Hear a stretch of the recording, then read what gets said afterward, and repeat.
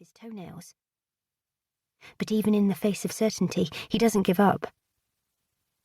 "Please," he pants. "Don't do this." He is more persistent than I gave him credit for. Like those before him, he holds on to the hope of a miracle.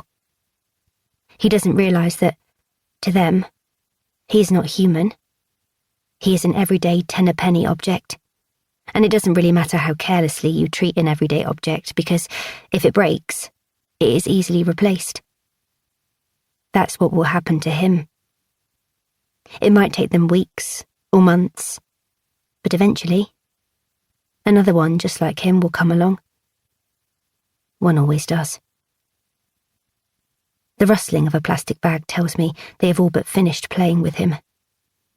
Then, in one swift manoeuvre, his feet leave the floor and vanish upwards, as if the angels have carried him away to heaven. They haven't, of course. This is a place even angels avoid. A violent thrashing sound follows, accompanied by more rustling and muffled cries, before the room falls silent. Now all that remains is a thin veil of cigarette smoke seeping under the door. It's my cue to leave. I rise as slowly and silently as I arrived, pad along the corridor until I reach my room, and close the door behind me. I'm lying on my bed with an open book in my hands when, soon after, they approach my door. She is the first to speak, a sing-song inflection in her voice. "You can come out now," she chirps. She's only ever this upbeat in the aftermath. When I don't reply, the footsteps stop. My door slowly opens, and both are standing in the doorway. His hair is ruffled, and there's a deep red lipstick mark on his neck. She wears the same satisfied expression as when she has taken the first puff from a cigarette. "Did you hear me?" she asks. "Yes," I reply, and muster a disingenuous smile. "Sorry."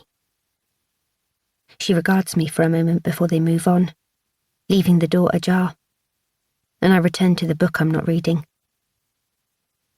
Once I am sure they have returned to the ground floor, my morbid curiosity urges me to return to the room. It wants me to look under the door again and locate his body because I've never seen what they do when they have no more use for them. I've imagined it, though. Frequently.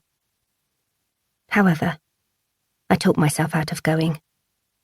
No, I think, I've pushed my luck enough today, and the reward isn't worth the risk or retribution.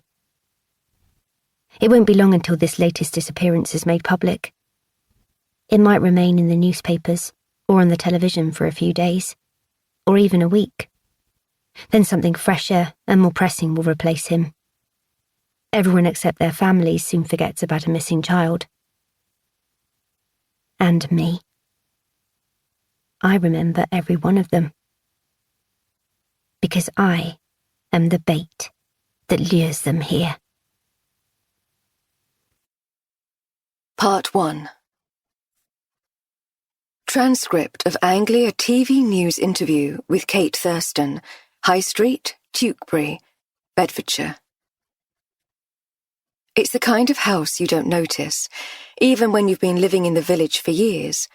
It's right on the outskirts, and is so overgrown you can't see it through the trees and the bushes.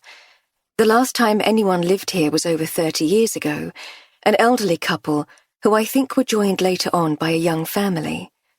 Then, a few years later, they all did a moonlight flit. Nobody knows why or where they went. Anyway, I'd never seen anyone come or go from it until that new couple arrived. We were all wondering who'd take on a place like that. We thought they must have deep pockets and a lot of time on their hands. Chapter 1. Mia, 2018. Sitting inside Finn's van, we stare at the property to our left. He turns off the ignition, and the silence is palpable. Neither of us knows what to say first. So, He eventually begins. Para seguir escuchando este audiolibro gratuitamente, haz clic en el enlace de la descripción y podrás escucharlo completo sin coste gracias a la prueba de 30 días de Audible.